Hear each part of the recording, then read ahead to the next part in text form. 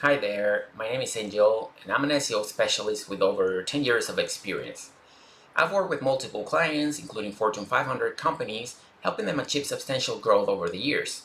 Today, I'll go over what constitutes a solid SEO strategy these days and how you can leverage different actions to make sure your business stays relevant online. Let's first start with the basics. What exactly is an SEO strategy? Well, an SEO strategy is a series of carefully planned steps that will allow you to increase a website's traffic, brand awareness, and revenue. It involves a broad scope of areas that must be finely tuned to ensure your content ranks well on search engines like Google. Naturally, this is easier said than done. So, how can we create an SEO strategy that actually works? I've created a series of 7 steps you can follow if you want to create a successful SEO strategy for your business. Let's take a look at them.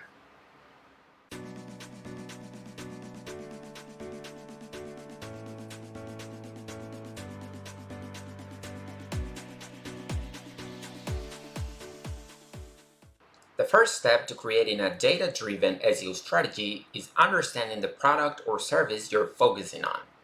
If you don't understand the product, you won't be able to leverage all its features to create content that attracts the right customers. That being said, if you can leverage every single feature with different SEO approaches, you can create hundreds of landing pages, blog posts, or product pages that rank well and are aligned with the right search intent. Let's take Adobe as an example. They have a create subfolder which serves the create user intent. That is to say, users looking to create a personalized design using a photo editor. Keywords such as create logos, create banners, or create resumes fall into this category. Now, of course, the Adobe editor is always the same. However, because the SEOs that designed this strategy assessed the product and all its features, they were able to target many different keywords with millions of monthly searches so users could benefit from the editor. This is just the basic example of how knowing your product or features to its core can help you reach many people across different industries who can benefit from what you have to offer.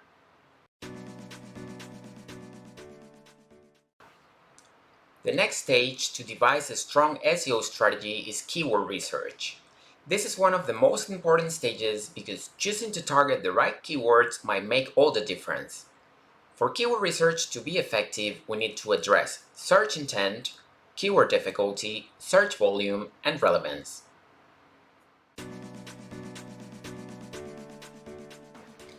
Let's see an example of how to discover the right search intent for your keywords. Let's say that you have a website that talks about statistics. While doing your keyword research, you discover that the keyword infographics has around 17K monthly searches. Thus, you create a beautiful blog post that explains what an infographic is and how you can use it on your projects. This might sound pretty juicy at first, and you might want to go for it as it offers the highest search volume. However, in this case, that wouldn't be the right thing to do. When we analyze what Google considers to be the right search intent, we discover that people who use the keyword infographics are probably looking to create infographics from pre-made templates. We can see how all the pages in the SERP for this keyword focus on the creation or editing of infographic templates. That being said, if you do a little more research, you can see that the term "what is an infographic" actually aligns with your content. Although it has a lower search volume, this is actually the term you want to target as it will attract the right readers and Google will see it as the right type of content to show on SERPs when people input this query.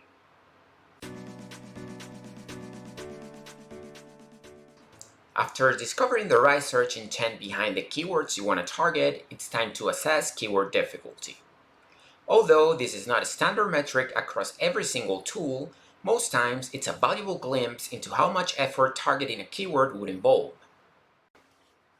In my case, I will target more or less difficult keywords depending on the domain authority and brand awareness my clients' websites have. I've ranked highly competitive keywords in the past for clients with massive domain authority and brand awareness relatively easily. However, I've also struggled to rank competitive keywords with smaller or newer websites as they lack the authority to tackle these type of keywords. This is where the keyword difficulty assessment comes in handy. It's important to be honest and target keywords you know you can rank for even if they don't have a high search volume. It's always better to rank for 100 non-competitive keywords than waste time and budget trying to rank for a competitive keyword when you don't have the domain authority to back it up. As per search volume, it's usually not the best idea to go for the highest search volume keywords you can find. As I explained before, there are other factors such as search intent and keyword difficulty to take into account before deciding the right keywords for your project. The good thing is, on many occasions, it's actually the little keywords across hundreds of pages that bring in a large percentage of a website's total traffic. As long as the keyword is relevant and aligns well with your product, you can launch pages with as little as 10 monthly searches. Everything adds up, and if it's low-hanging fruit, I'd definitely go for it. One crucial yet often overlooked aspect of SEO is the analysis of search engine result pages and understanding the types of content that perform well. For a strong SEO strategy, it's essential to assess the content that currently ranks well on Google for keywords relevant to your site. This examination helps pinpoint effective elements and shortcomings of the content within your competitive landscape. There are essentially two aspects you want to focus on when doing the assessment. Number one is content type. This could be blog posts, product pages, category pages, or landing pages. Number two is content format. This could be comparisons, how-tos, lists, opinions, reviews, or informational content. Let's see a practical example. Let's try the keyword Gantt chart. When we type this keyword on Google, we can see that practically all the results are blog posts. So this is a clear indicator that the type of content you want to target is blog articles. When we visit one of these websites, it becomes clear that the content format needs to be informational and provide valuable resources to the readers. It's always important to perform SERP analysis in the research stage of your SEO strategy, long before you start to create your content. If you skip this step, you might end up wasting resources on crafting content that probably won't rank well and won't drive any traffic to your website. The next step in our SEO strategy creation is conducting thorough market and competitor research. This process should start by defining your target market.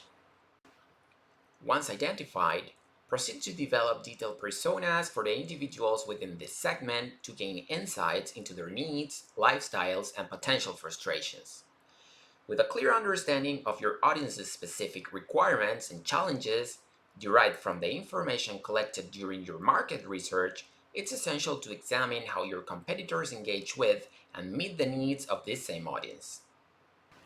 Pay attention to the strategies that are proving successful for them, which will provide valuable benchmarks for shaping your own approach. Apart from market research, you also want to take a look at your competitors and SERPs. To outrank your main organic competitors, it's crucial to grasp who they are and their strategies. Effective competitor analysis involves examining the content they produce, identifying the keywords for which they have high organic rankings, and comparing how your site stacks up against theirs. Additionally, this analysis can reveal untapped opportunities within your industry, offering potential areas for you to explore and exploit. By thoroughly understanding your main competitors' actions and strategies, you can gain insights into the types of content that resonate with your audience and identify areas where you can enhance your site's content quality.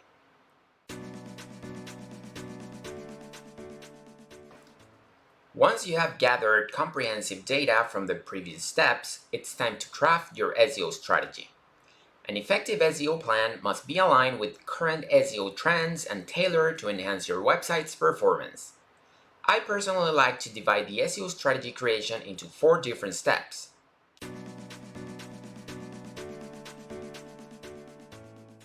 When working on complex projects such as an SEO campaign, It's important to choose the right management framework that will allow you to complete your project smoothly.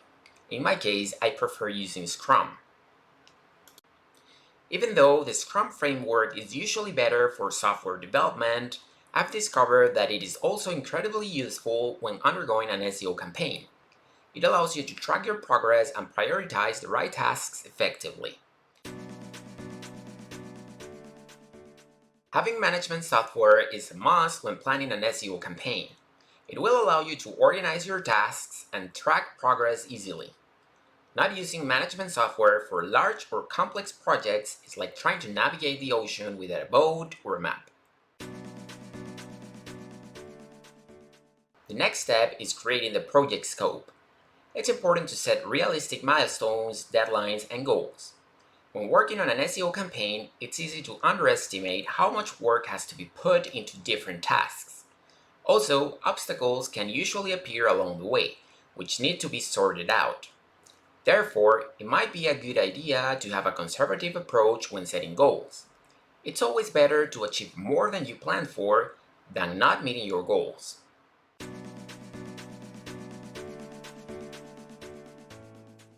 This part is crucial for understanding how effective your SEO strategy is over time. It's important to monitor the performance of the pages you publish and optimize. You can use many different tools and metrics to ensure your strategy is working as expected. Some of the tools you can use are Google Search Console, Google Analytics, Ahrefs, SEMrush, Screaming Frog, Dragon Metrics, Looker Studio, among others.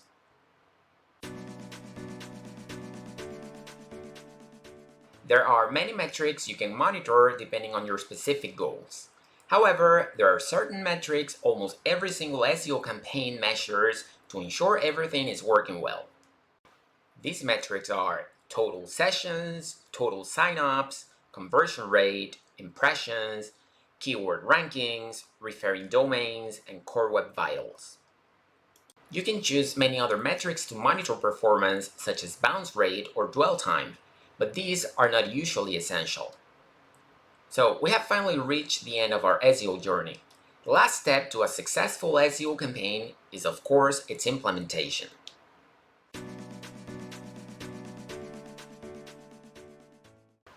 No matter how much time you have invested in planning, proper execution is key to transforming your strategic vision into tangible results. Neglecting these essential aspects can result in an ineffective SEO campaign, regardless of how well planned your strategy might be. To ensure the successful rollout of your SEO strategy, consider following these essential practices.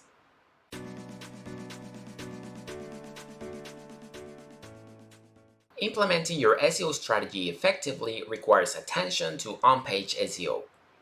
This aspect focuses on optimizing the content and structure of your website to enhance both user experience and search engine visibility. Effective on-page SEO ensures that visitors find the information they need quickly and efficiently, while also making it easier for search engines to index and understand your site's content. Key components of on-page SEO include title tags, meta descriptions, headings and subheadings, alternative text and image names, internal linking, content relevance and quality, among others. Off-page SEO is all about getting links to your website from other sites or well-known blogs in the same niche as yours, so people can find you by looking at third-party sources that are relevant to what your site offers. Off-page SEO includes social media marketing such as Facebook, Twitter, or YouTube, guest blogging on other websites in the same niche as yours, inbound link building with authoritative sites that are relevant to what you offer, press releases, email marketing, and newsletters. Having thousands of visitors a month but not being able to sell your product is a common problem when you don't optimize for better conversion rates. In order to maximize the possibilities of converting, you need to make it as easy and simple as possible for the customer to buy, so that they do not hesitate or get lost in a sea of options. Including CTAs or calls to action is important for conversion optimization to work. CTAs are typically buttons that encourage the user to take action, whether it be signing up for a newsletter or purchasing your product without needing more information. Craft your CTAs in a way that is clear and concise so that it grabs the customer's attention. Not always will you be able to sell your product right away. Sometimes it's necessary to convince the potential buyer using different tactics and strategies such as email marketing. Lead generation is a key part of an effective marketing strategy because it allows you to continue the pursuit of people who might be interested in your product. Lead generators can take many forms, from contests and webinars to email campaigns that are sent out on a semi-regular basis. You should make sure that the leads generated by these efforts are qualified in some way and that they have an interest in your specific product. The last step is web design. Did you know that 94% of first impressions relate to your site's web design? A web design that looks untrustworthy or difficult to understand will have a negative impact on your bounce rate, conversion rate, and ultimately your position on SERPs. It is for this reason that you need to work on your web design. Optimizing your site for mobile devices is also a crucial part of the modern web design process. An SEO strategy is like a living being. You need to constantly monitor it in order to make changes and little tweaks that allow you to reach your marketing goals. You should always experiment with your SEO and do a lot of A/B testing to see what works better. That's all, folks. I hope you found this video useful. If you have any questions or would like to create an SEO strategy for your business, you can reach out to me using the contact page on my portfolio.